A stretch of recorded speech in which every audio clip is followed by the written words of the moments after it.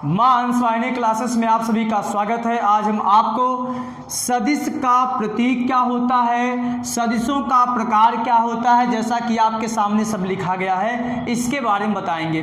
सदिश राशियों में हम शुरू में ही आपको बताए थे कि सदिश राशियां उसे कहते हैं जिसमें देखिए स प्लस दिश, सा का मतलब होता है साथ साथ लेके चलिएगा और दिश का मतलब होता है दिशा, मतलब जिसमें दिशा और परिमाण दोनों साथ साथ रहें उसे हम क्या बोलेंगे, सदिश राशियां। सदिश राशियों के बारे में बता दिया गया था, लेकिन आपको यहां बताया जाएगा कि सदिश को दिखाते कैसे हैं, उसका प्रतीक क्या होता है। देखिए, अगर हम कहें ए कोई सदिश राशि है, ए कोई सदिश राशि है, तो इस ए को हम दिखाएंगे सदिश के अगर रूप में हमको दिखाना रहता है तो ऐसे लिखते हैं इसको, और इसी को हम बोलते हैं वेक्टर ए। अगर बी कोई सदिश राशि है, इसको सदिश राशि के रूप में दिखाना रहता है तो बोलते हैं ऐसे तीर लगा के, ऐसे बोलते हैं वेक्टर बी, ठीक ना। तो ये जो तीर का जो निशान ये लगाते हैं, ये उसी पर लगाते हैं जो राशियां हमारी सदिश होती हैं। जो राशियां हमारी सदिश नहीं होंगी उस पर कभी तीर आपको दिखेगा ही नहीं। अब ये तीर का मतलब क्या है, इसमें ये इसका नुकीला वाला हिस्सा क्या कहलाएगा और इसकी लंबाई क्या बताएगी। देखिए, पहली बात तो ये, जो हम सदिशों का निरूपण करते हैं उसे हम तीर के द्वारा दिखाते हैं। जहाँ पे तीर की लंबाई जो हमारी है, तीर की जो ये लंबाई बता रही है, तीर की लंबाई बताती है उस सदिश के परिमाण को, क्या बताती है, परिमाण को, ठीक ना। अब देखिए परिमाण भी हो गया। अब उसके बाद ये जो तीर की जो दिशा है, आगे जो इसका बाण जो दिखा रहा है, बाण की जो दिशा है, ये हमारा बता रहा है तीर सदिश के दिशा को बताता है। क्या बताता है ये दिशा को बताता है। और इसकी लंबाई जो होता है, इसको आप मापेंगे, लंबाई जो होता है बताता है परिमाण को। अब हम आपके सामने एक एग्जाम्पल देते हैं। जैसे मान लीजिए एक कार को हम मान लेते हैं ए एक कोई कार है। ए कार 10 मीटर प्रति सेकंड की चाल से, 10 मीटर प्रति सेकंड की चाल से मान लीजिए पूरब दिशा में चलती है। और उसके बाद एक कार बी ले लिए, बी कार 30 मीटर प्रति सेकंड की चाल से पश्चिम दिशा में मान लीजिए चलती है, या उत्तर दिशा में। ये हमारी मान लीजिए पूर्व दिशा में चलती है और ये मान लीजिए उत्तर दिशा में चलती है, ठीक है।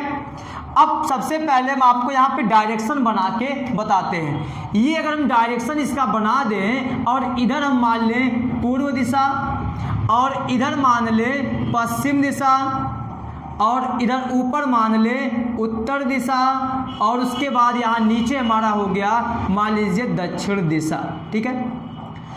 जो हमारी कार ए है, ए कार हमारी 10 मीटर प्रति सेकंड की स्पीड से चलती है, वो भी किस दिशा में, पूरब दिशा में। अगर इसको वेक्टर के रूप में दिखाना पड़ेगा तो इसको ऐसे लिखेंगे, ये देखिए ऐसे तीर खींच के, और उसके बाद ये हमारी देखिए हो गई पूरब दिशा। ये दिशा को बता रहे तीर का दिशा। अगर ऐसे कर देते तीर को तो उत्तर दिशा में हो जाता है, लेकिन कार हमारी पूर्व दिशा में चल रही है, इसलिए तीर को हम ऐसे बना दिए। अब उसके बाद दिशा तो हो गया, अब रह गई इसकी परिमाण की बात। परिमाण कितना है, 10 दिया है, तो यहाँ पे हम क्या कर देते हैं, इतना 1 सेंटीमीटर को हम मान लिए 5, तो अगला हमारा 1 सेंटीमीटर 10 का काम करेगा, ठीक ना। मापते समय हम मान लीजिए कि यहाँ पे हम 2 सेंटीमीटर की लाइन खींचे हैं और ये हमारा 1 सेंटीमीटर बता रहा है 5 मीटर प्रति सेकंड को, तो अगला हमारा 1 बताएगा 5 मीटर प्रति सेकंड को, तो पूरा हमारा हो गया 10 मीटर प्रति सेकंड। तो ये कार ए की दिशा और परिमाण दोनों को बता दिया। अब उसके बाद बी कार की जो चाल है 30 मीटर प्रति सेकंड, वो भी उत्तर दिशा में। अगर इसको हम वेक्टर के रूप में दिखाएंगे तो यहाँ पे जो हमारा तीर होगा, इसके लिए ऐसे खींचेंगे। पहली बात तो उत्तर बनाना है, तो उत्तर का मतलब ऊपर की ओर, ठीक ना, क्योंकि उत्तर दिशा हम ऊपर की ओर माने हैं, ये उत्तर की ओर हो गया। उसके बाद यहाँ से अगर यहाँ तक हम मान लेते हैं 5, तो अगला हमारा इतना, ये हो गया 5, अभी 10 हुआ है, अभी इसको और ऊपर करना होगा क्योंकि हमको 30 तक लेके जाना है। ये मान लीजिए हो गया आपका 15, उसके बाद ये आपका हो गया 20, और ये हो गया 25, और ये हो गया आपका 30। तो ये बता रहा है 30 मीटर प्रति सेकेंड, और वो भी किस दिशा में? उत्तर दिशा में। तो ये हमारी लंबाई परिमाण को बताती है, तीर की दिशा हमारी दिशा को बताती है। जो तीर होता है ये दिशा को बताता है, ठीक है। अब हम चलते हैं सदिशों के प्रकार में। जैसा कि आप देख रहे हैं, समान सदिश, विपरीत सदिश, एकांक सदिश, लंबकोणीय एकांक सदिश और शून्य सदिश। अब ये समान सदिश क्या है? समान सदिश देखिए उसे कहते हैं अगर दो समांतर सदिश, अब सदिश का मतलब है कि उसमें परिमाण भी होगा और दिशा भी होगा। दो समांतर का मतलब समांतर रेखा में आप जानते हैं कि उनके बीच का कोण 0 होना चाहिए, ठीक है। दो समांतर सदिश अगर एक ही दिशा में उनकी दिशा समान हो और उनके परिमाण समान हो तो उसे हम बोलेंगे समान सदिश।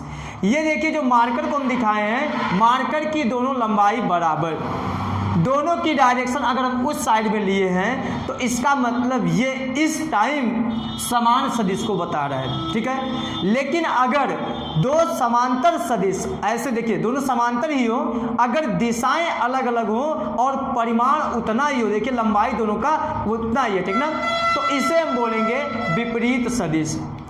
इसको हम समान सदिश नहीं बोल सकते। अगर ऐसे कर दिए समान सदिश नहीं होगा, भले से ये परिमाण बराबर है, अगर ऐसे कर दिए तो दिशा देखिए एक उधर पूर्व दिशा को जा रही है और एक इधर उत्तर दिशा को, तो समान सदिश में क्या होगा? परिमाण और दिशा दोनों बराबर होना चाहिए और दोनों सदिश हमारी समांतर रहेंगी, तभी ऐसा होगा।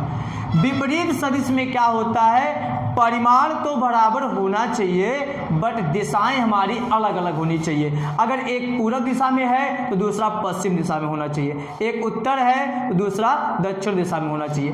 तो ये हो गया आपका समान सदिश और ये विपरीत सदिश। अब दोनों का हम डिफिनेशन यहाँ पे लिख देते हैं। समान सदिश में है सभी समांतर सदिश जिनके परिमाण, अभी बताए थे ना कि सभी समांतर होने चाहिए और उसके साथ साथ उनके जो परिमाण होने चाहिए तथा दिशा दोनों क्या होने चाहिए? समान होने चाहिए। तो इसे हम बोलेंगे समान सदिश। अब इसका हम एग्जाम्पल देते हैं। ये मान लीजिए कोई वेक्टर है, ये कोई वेक्टर है जिसको हम मान लिए वेक्टर ए, फिर उसके बाद इसी के समांतर हम एक वेक्टर और खींच दिए और मान लीजिए उसकी लंबाई भी बराबर है, ठीक है। ये वेक्टर बी को बता रहा है। उसके बाद एक वेक्टर और खींच दिए, मान लीजिए वो थोड़ा सा बड़ा कर दिए हम, ये वेक्टर मान लीजिए सी को बता रहा है। और ऐसा ही एक वेक्टर इधर किए, मान लीजिए परिमाण भी बराबर है, केवल दिशा अपोजिट है, वेक्टर डी मान लिए। ऐसे एक दो वेक्टर और खींच दिए, ये वेक्टर ई को बता रहा है, ठीक है। इन चारों का परिमाण मान लीजिए कि बराबर है, इस तीर की लंबाई सब बराबर है, लेकिन ये वाला मान लीजिए बड़ा है सबसे, ठीक है। ये वेक्टर ए वेक्टर बी दोनों का परिमाण बराबर है और दोनों की दिशाएं बराबर हैं, इसलिए ये दोनों समान सदिश होगा। ऐसा ही देखिए वेक्टर ई भी है, उसका देखिए परिमाण भी बराबर है इसी के और उसकी दिशा भी बराबर है, इसलिए ये वेक्टर ए बी और ई हमारा तीनों समान सदिश होगा। वेक्टर सी हमारा समान सदिश नहीं होगा। इसका वजह ये है समांतर तो है, परिमाण बराबर नहीं है, दिशा बराबर है। जब दोनों बराबर होगा परिमाण दिशा तब जाके समांतर होगा। तो यहाँ पे आप लिखेंगे कि वेक्टर ए बराबर है, समान है किसके? वेक्टर बी के, और ये समान है वेक्टर ई के। तो ये हमारा हो गया समान सदिश। अब अगर हम विपरीत सदिश की बात करें, विपरीत सदिश की बात करें तो सब कुछ वैसा ही होता है, केवल दिशा विपरीत हो जाती है। तो सभी समांतर सदिश जिनके परिमाण क्या होने चाहिए? परिमाण तो बराबर होना चाहिए, परिमाण बराबर होना चाहिए और दिशा समान नहीं हो, दिशा समान ना हो, ठीक ना। तो उसे हम क्या बोलेंगे, विपरीत सदिश बोलेंगे। क्या बोलेंगे, विपरीत सदिश बोलेंगे। वह क्या कहलाएगा, विपरीत सदिश कहलाएगा। अब इसमें देखिए विपरीत सदिश का कौन एग्जाम्पल है। जैसे हम ए और डी का कंपेयर करें तो ए वाला डी वाले का विपरीत है, या डी वाला ए वाले का विपरीत है। विपरीत का मतलब आप ऐसे भी तो कह सकते हैं, अगर मान लीजिए हम इधर पूर्व दिशा में जा रहे हैं, आप अगर उधर पश्चिम दिशा में जा रहे हैं, तो हम आपके विपरीत दिशा में चल रहे हैं, या तो आप हमारे विपरीत दिशा में चल रहे हैं, दोनों एक दूसरे का उल्टा होगा। तो विपरीत सदिश की बात करें, ये तो मान लीजिए आपका हो गया समान सदिश का एग्जाम्पल, ठीक है, ये वाला।